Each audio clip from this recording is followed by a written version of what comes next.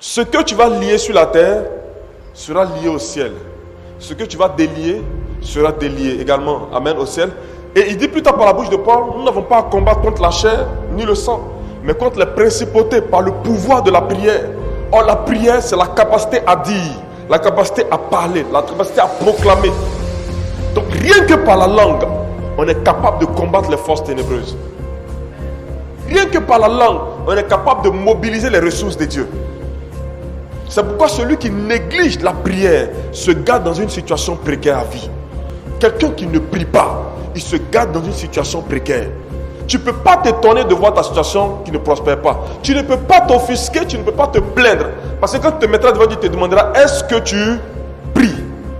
Chaque fois qu'il a voulu faire un miracle, qu'est-ce qu'il a posé comme question? Que veux-tu? Que veux-tu? Ce que tu veux, c'est ce que tu exprimes par la prière. Il dit dans le livre de Jean 14, je crois, il dit, tout ce que vous demanderez par la prière, en mon nom, mon Père vous l'accordera. C'est pourquoi je vous dis toujours que la prière n'est pas une option. La prière est une vie. Alléluia. La prière n'est pas une activité soumise à un choix qu'on peut mener quand on peut ou ne pas mener quand on ne peut pas. La prière, c'est une vie. Autant tu respires, autant tu dois prier. La prière est le système par lequel on fonctionne dans le monde spirituel. La prière est le pouvoir d'être puissant, le pouvoir de devenir puissant. Parce que dans le monde spirituel, il n'y a que le rapport de force qui existe. Dans le monde spirituel, ce n'est que le langage de la violence. Plus tu es dans la prière, plus tu es craint sur le plan spirituel. Je t'assure d'une chose, quelle que soit l'armée qui va s'élever contre toi, ta prière peut déjouer tout ce qu'ils vont faire. Tout. Quel que soit le ciel qui est fermé sur toi, rien que par ta prière, tu peux ouvrir le ciel au-dessus de toi. Je connais des personnes qui ont consacré leur vie à la prière. Rien que pour ça, des choses extraordinaires se sont passées dans leur famille. Alléluia. Et j'en suis un exemple palpable. La prière est efficace. La prière est une force. La prière n'est jamais une option. Jamais. On ne peut pas dire qu'on est fatigué de prier. Parce que chaque jour, il y a des langues qui s'élèvent dans le monde spirituel. Le sorcier n'est jamais fatigué. Le mystique n'est jamais fatigué. Or, tout cela fonctionne par la langue. Alléluia. Tout cela fonctionne par la langue. Ce que tu émets dans le monde spirituel, c'est ce que le monde spirituel te renvoie. La prière n'est pas une récitation. La prière est une culture. Il faut développer cette culture de se présenter à Dieu. Cette habitude de parler avec Dieu.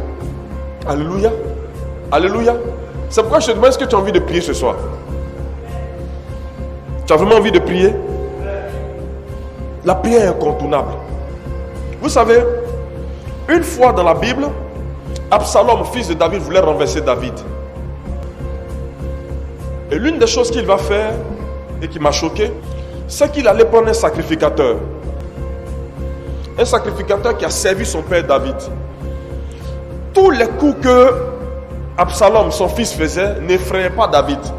Lorsque David a appris que Absalom est allé prendre ce sacrificateur pour l'envoyer, pour qu'il fasse des conjurations, David a dit, si c'est ce sacrificateur qui a été pris pour parler, alors il n'y a aucune chance pour moi.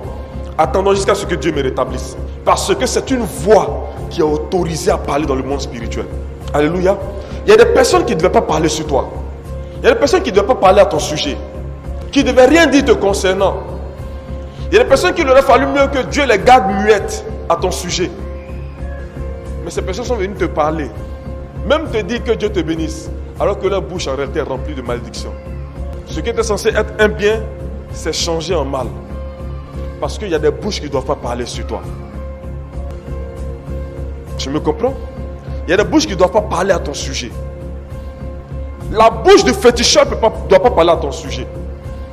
La bouche d'une personne médisante ne doit pas parler à ton sujet.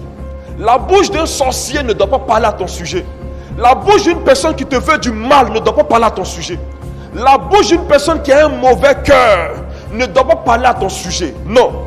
Mais ces personnes-là, par quel mécanisme ont réussi à libérer des paroles sur toi? Des paroles qui d'apparence semblaient être des paroles de bénédiction. Alors qu'en réalité, la langue ou le cœur qui accompagnait cette langue était un cœur de malédiction. Parce que dans le monde spirituel, ce n'est pas seulement ce que tu dis qui est important. Le langage le plus puissant dans le monde spirituel, c'est le langage que formule le cœur. Donc ta bouche peut proclamer, tu es béni. Mais ce son-là est perçu dans le monde spirituel autrement. Parce que le cœur ne dit pas la même chose. Alléluia. Alléluia. Alléluia. Je veux ce soir que tu brises le pouvoir de la mauvaise langue. Que tu brises le pouvoir de la mauvaise langue. Quelle est la langue qui te tient? Quelle est la langue qui te tient? Peut-être que tu ne devais même pas être à ce niveau, mais il y a une langue qui te tient jusqu'à présent. Alléluia. Il y a une langue qui te tient jusqu'à présent. Je vous ai dit un jour que quelqu'un m'a menacé ouvertement. Quelqu'un m'a menacé ouvertement de me tuer. Et tel que la personne a décrit par quel mécanisme elle allait me tuer, elle dit qu'elle allait prendre un médicament, mettre sous la langue et puis parler. Elle allait prendre un médicament, mettre sous la langue et puis parler. Elle dit ok, moi j'ai acheté bouteille de liqueur, puis j'ai fait une libation en ton nom, j'ai parlé dessus. Ça fait rire, mais j'allais le faire sérieusement. Et puis ça allait prendre. Alléluia. Bien aimé, on priait quelque part à la Riviera.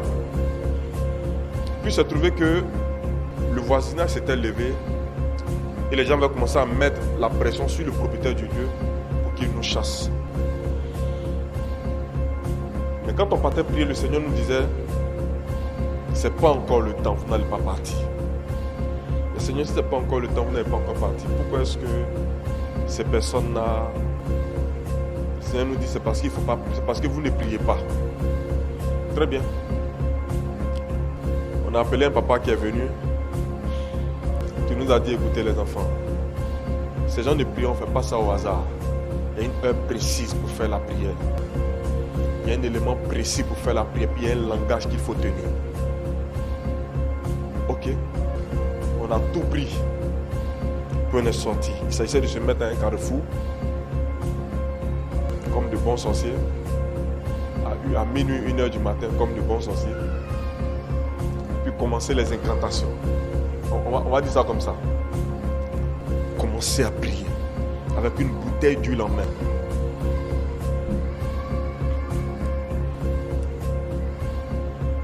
On n'a pas la langue. C'était un moment à Kebo. Mon assaut, mon bishop. On a bavardé la nuit là. Parler, convoquer les esprits, parler. Et quand on a fini, on a pris la bouteille d'huile, on a cassé sur le mur, puis on vous disperse. Ils se sont tués. C'est un an après, ils nous ont demandé de partir. Alléluia. Il y a des gens qui ne doivent pas mettre leur bouche dans ton affaire. Il y a des gens qui ne doivent même pas mettre leur bouche dans tes fiançailles. Il y a des gens qui ne doivent même pas mettre leur bouche dans ton travail que tu as commencé à faire. Il y a des gens qui ne doivent même pas ouvrir la bouche pour dire quoi que ce soit sur le travail que tu fais, sur ton entreprise, sur tes projets. Il y a des gens qui ne doivent pas mettre leur bouche dedans. Dès qu'ils mettent dedans, c'est le problème qui s'est levé en même temps. Ça, c'est des mauvaises langues. Ils te communiquent leur mauvaise haleine qui viennent pourrir ton environnement spirituel et mettre en mal tous ces bons projets que tu es en train de mener. Ma mère me rendait un témoignage. Elle dit: quand j'étais petit, le bébé, comme tous les bébés, le bébé était tellement beau, en forme, bien noir, avec des cheveux, que tout le monde venait dire: oh, mais ton enfant est joli, Claudine.